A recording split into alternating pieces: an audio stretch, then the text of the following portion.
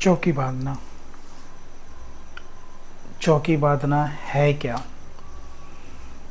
अगर ये बात हम किसी अनजान से करें, चौकी बांधना, तो यूँ लगता है किसी चौकी पे किसी चीज़ को बांधना। जी नहीं, ऐसा बिल्कुल नहीं है।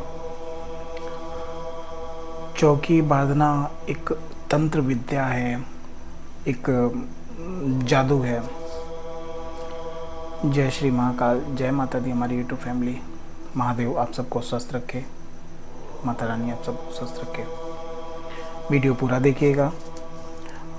अगर हमारे भाई मैंने किसी को भी ये जानकारी हो तो मुझे कमेंट में ज़रूर बताइएगा और आगे ज़रूर शेयर करिएगा।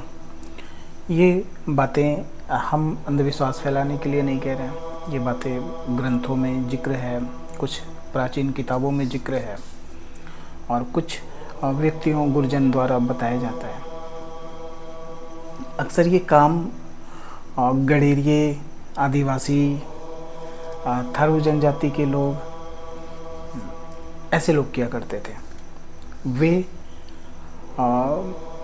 अपने कबीले को, अपने लोगों को बचाने के लिए कुछ क्रियाएं करते थे, कुछ मंत्र सिद्धि करते थे, जिसके द्वारा वो पूरे कबीले को बांध दिया करते थे। ये क्रिया करने के बाद उनके कबीले के पास, उनके बच्चों के पास, उनके परिवारजनों के पास कुछ बुरी शक्तियाँ विचरण नहीं कर पाती थी। कुछ कीड़े मकोड़े, जहरीले जीव जंतु हमला नहीं करते थे, हिंसक पशु हमला नहीं करते थे। ये चौकी बांधने की क्रियाएं होती थी। इसमें बच्चों की रक्षा, परिवार की रक्षा, बहुत सारी क्रियाएं होती थी। कुछ आदिवासी के लोग कहीं जाते थे तो किसी पेड़ के नीचे बच्चों को चौकी पे लिटा देते थे। उसके बाद मंत्र से एक रेखा खींचते थे और निसंकोच कहीं भी चले जाते थे। ऐसा होता था। क्या थी इसके पीछे की क्रियाएं, क्या था? कहते हैं आदिवासी लोग ये क्रियाएं करते थे बच्चों की रक्षा करने के लिए, और आसपास छड़ी से एक गोला खींच देते थे। कुछ मंत्र बुदबुदा कर चौकी बांध देते थे। उनके इस प्रयोग से उस गोले में कोई भी बिच्छू, जानवर या कोई बुरी नीयत का व्यक्ति भी नहीं जा पाता था। उल्लेखनीय है कि यही प्रयोग लक्ष्मण ने माता सीता के लिए किया था, की सुरक्षा के लिए किया था, जिससे आज लक्ष्मण रेखा कहा जाता है। दरअसल चौकी बांधने का प्रयोग कई राजा महाराजा अपने खजाने की रक्षा के लिए भी करते थे। आज भी उनका खजाना इसी कारण से सुरक्षित है। रावण ने तो अपने संपूर्ण महल की चौकी बांध रखी थी। चौकी बांधने के कई तरीके होते थे। चौकी किसी देवी या देवता की बांधी जाती थी, या नाग महाराज की बांधी जाती थी। भैरव और दास महाविद्याओं की भी बांधी जाती थी। कुछ लोग भूत प्रेतों की भी चौकी बांधा करते थे। तो कुछ नगर देवता की कहते हैं कि कई गड़े खजाने की चौकी बंधी हुई है। माना जाता है कि बंजारा, आदिवासी, पिंडारी समाज अपने धन को जमीन में गाड़ने के बाद उस जमीन के आसपास तंत्र मंत्र द्वारा नाग की चौकी या भूत की चौकी बिठा देते थे, जिससे कि कोई भी उस धन को खोद कर प्राप्त नहीं कर पाता था। जिस किसी को उनके खजाने के बारे में पता चलता था और वह उसे चोरी करने का प्रयास भी करता था, तो उसका सामना नाग या भूत से होता था।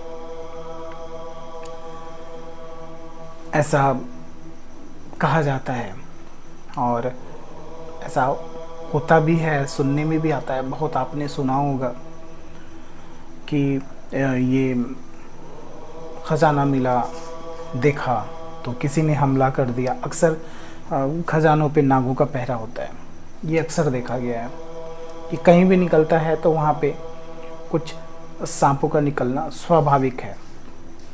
आज भी हमारी धरती में बहुत ऐसी रहस्यमयी चीज़ें छिपी हुई हैं जिसका शायद हम लोगों को अंदाज़ा नहीं है।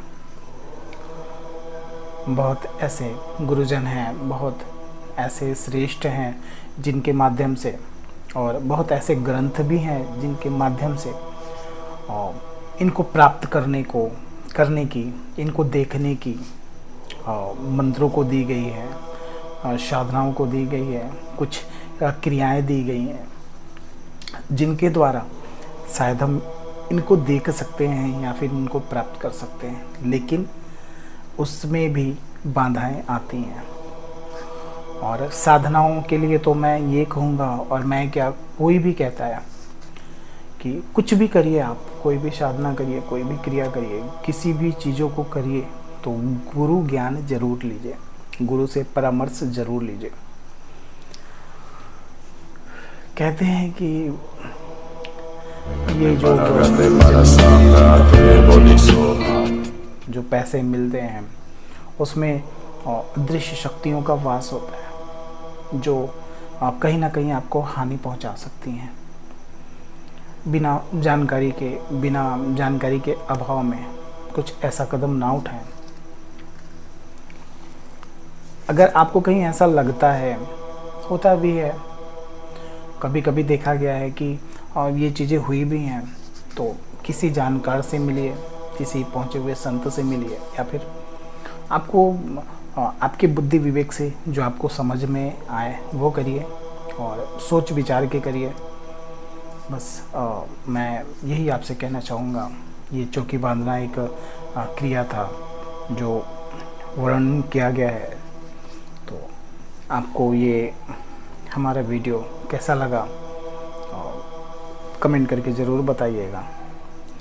ये जो हमारे द्वारा बताया हुआ ग्रंथ द्वारा बताया गया ये जो वीडियो हमने बनाया वो आपको कैसा लगा। अगर इसके बारे में हमारे भाई, हमारी बहनें, किसी को भी जानकारी हो तो एक बार ज़रूर मुझे बताएं कमेंट के माध्यम से, मुझे अच्छा लगेगा। हो सकता है कि आपके द्वारा मुझे कुछ और जानकारी मिल जाए। बस ये प्रार्थना है। वीडियो ज़रूर पूरा देखिए, अच्छा लगे कमेंट करिए, लाइक करिए और आगे शेयर ज़रूर करिए। जय श्री महाकाल, जय माता दी।